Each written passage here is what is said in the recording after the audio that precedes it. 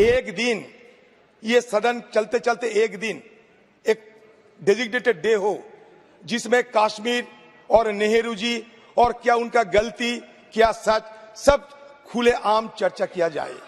मैं चुनौती देता हूं, मैं चुनौती देता हूं। हम तैयार हैं, आप तैयार करो। आप अधीर रंजन जी दरखास्त हम तैयार हैं। मैं दरखास्त अभी कर लूं चर्चा, अभी दे दिए हैं, अभी चर्चा करने के लिए तैयार हूं मैं। ये सारे हर बात में नेहरू जी को लेकर सदन में आते हैं और नेहरू जी के खिलाफ सारे गाली गलौज बरसाते हुए वो सोचते हैं कि आपने सारे बात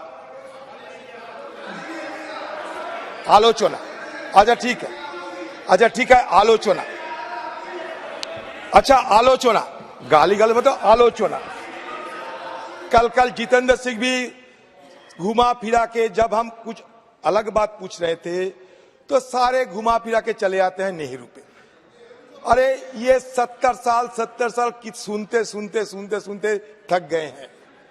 अभी तो मैं ये कहना चाहते हैं कि अमित शाह जी और सारे मंत्रीगण, मैं आप लोगों से गुजारिश करते हैं हमारे स्पीकर साहब की दौरान एक दिन ये सदन चलते चलते एक दिन एक डेजिग्नेटेड डे हो जिसमें कश्मीर और नेहरू जी और क्या उनका गलती क्या सच सब खुले आम चर्चा किया जाए। मैं चुनौती देता हूं, मैं चुनौती देता हूं। जी हम तैयार हैं, आप तैयार करो। आप अधीर रंजन जी दरखास्त हम तैयार हैं। मैं दरखास्त अभी कर लूं चर्चा, अभी दे दिए हैं, अभी चर्चा करने के लिए तैयार हूं मैं। दे दिए हैं दरखास्त, मेरा दरखास्त दे दिए हैं। अभी ये कहे जा रहे थे हमारे अभी दिया नहीं है नहीं दरखास्त आपको दिया मैंने, मतलब और भरबली दिए सर। मैं चैलेंज करता हूं एक दिन सर हमारे सत्र बोलने दीजिए सर। आज हमारे पूर्व प्रधानमंत्री अटल बिहारी वाजपेयी जी की एक कहावत थी जिसको कहते कि वाजपेयी डॉक्ट्रिन, कश्मीरियत जमहूरियत इंसानियत। आप पालन करती है नहीं, आप खुद तय कर लो। हमारे आज की प्रधानमंत्री नरेंद्र भाई मोदी जी ने आप लोगों को ये सलाह दिए थे कि दिल्ली की दूरी और दिल की दूरी हम मिटा के रखूंगा। ये दिल की दूरी गए हैं, दिल्ली की दूरी खत्म हुई है, आप खुद तय कर लो।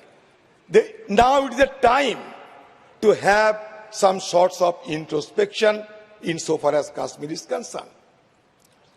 हमारे गृह मंत्री सदन में कहते थे उस समय कि ये कश्मीर की बात छोड़ो, पीओके सियाचिन सबके लिए मैं जान भी देने के लिए तैयार है।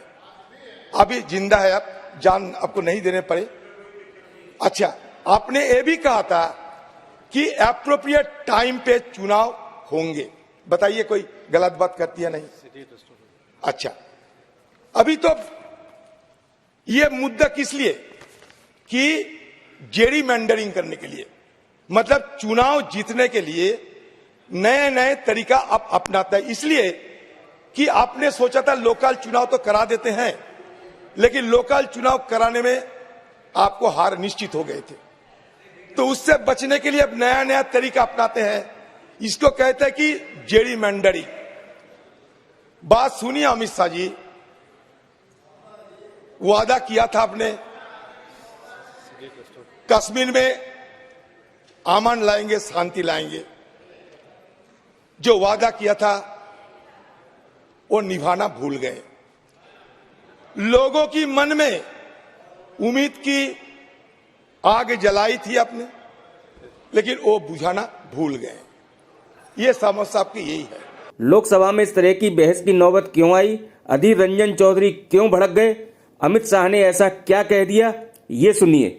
आपके आसन के सामने जिम्मेदारी के साथ कहता हूं कि दो बड़ी गलतियां जो पंडित जवाहरलाल नेहरू के प्रधानमंत्री काल में हुई, उनके लिए गए निर्णयों से हुई। इसके कारण सालों तक कश्मीर ने सहन करना पड़ा। एक सबसे बड़ी गलती, जब हमारी सेना जीत रही थी, पंजाब का एरिया आते ही सीज फायर कर दिया गया और पाक ऑक्यूपाई कश्मीर का जन्म हुआ। अगर सीज फायर 3 दिन लेट होता तो पाक ऑक्यूपाई कश्मीर आज भारत का हिस्सा।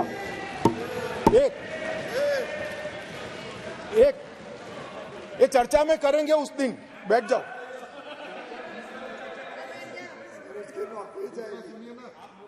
चर्चा है ना पूरा दिन मान्यवर। और दूसरा,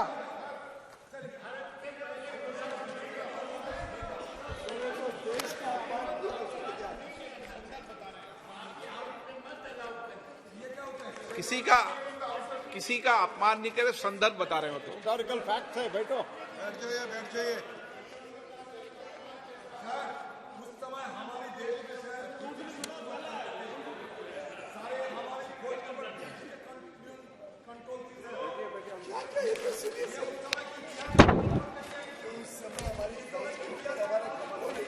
नहीं तो आपको कैसे मालूम हुआ इस वक्त का?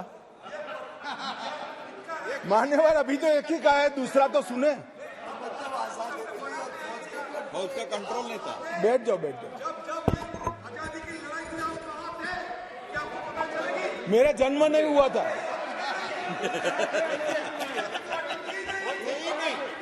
मान्यवर,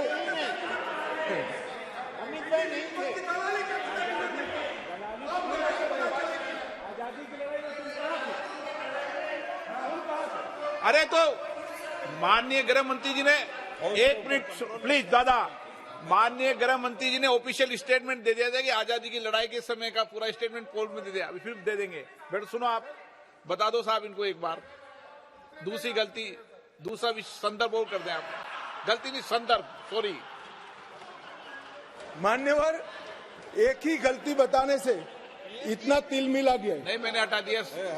मैं तो सिर्फ नहीं, ऐसा नहीं है। मैं सिर्फ 2 ही बताना चाहता हूं। एक, पूरा कश्मीर जीते बगैर सीज फायर कर लिया, और दूसरा, यूएन के अंदर हमारे मसले को ले जाने की बहुत बड़ी गलती की। मान्यवर, मैं एक कोट अनकोट पढ़ना चाहता हूं। मैं 1994 से 2004, इसमें शासन पर मैं नहीं जा रहा, कालखंड बोल रहा हूं। कई शासन आए हैं। टोटल आतंकवाद की कुल घटनाएं 40,164 हुई। छोटी छोटी घटनाएं भी है, कुछ बड़ी भी है। 2004 से 14 मनमोहन सिंह सोनिया जी के शासन का समय, आतंकवाद की घटनाएं 7,217 हुई, 7,270। और नरेंद्र मोदी सरकार में 14 से 23 तक सिर्फ 2,000 हुई। 70% की कमी आई। और मैं थोड़ा और एक्सप्लेन करना मांगता हूं कि ये जो 2,197 आई है, इसमें से एक घटना का जिक्र है। 65% घटनाएं पुलिस की गई कार्यवाही के कारण अकर हुई है।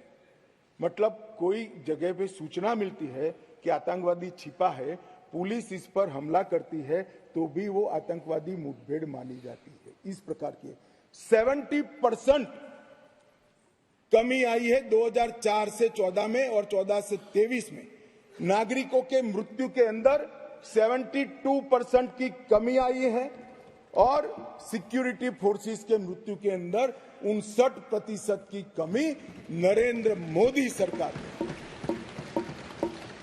इसलिए मैं कहता हूं, मैं ठीक ही कहता था, अलगाववाद की भावना का मूल, उसका उद्भव स्थान आर्टिकल 370 है, वो जाएगा।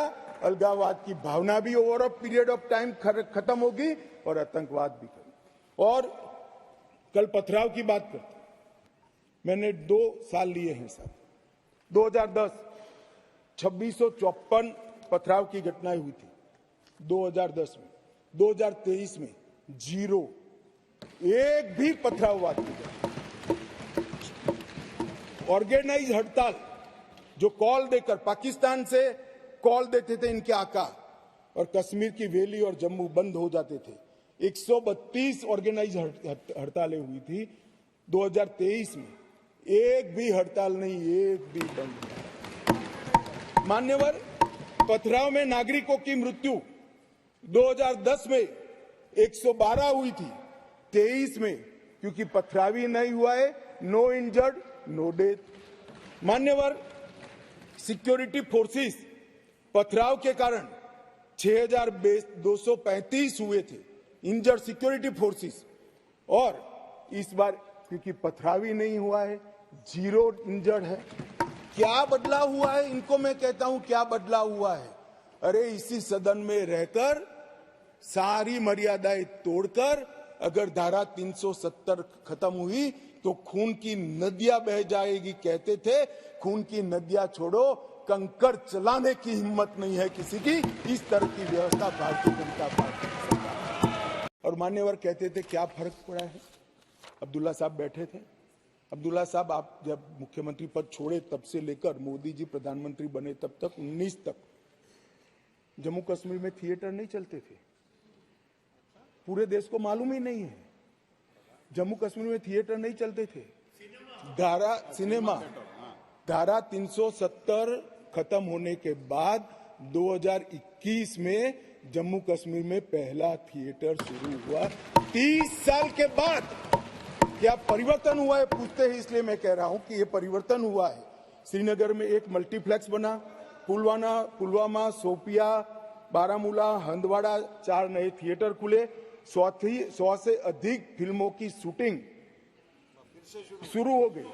जो फारूक साहब ने अंतिम देखा होगा, बाद में नहीं देखा होगा किसी ने, अब शूटिंग शुरू हो गई है।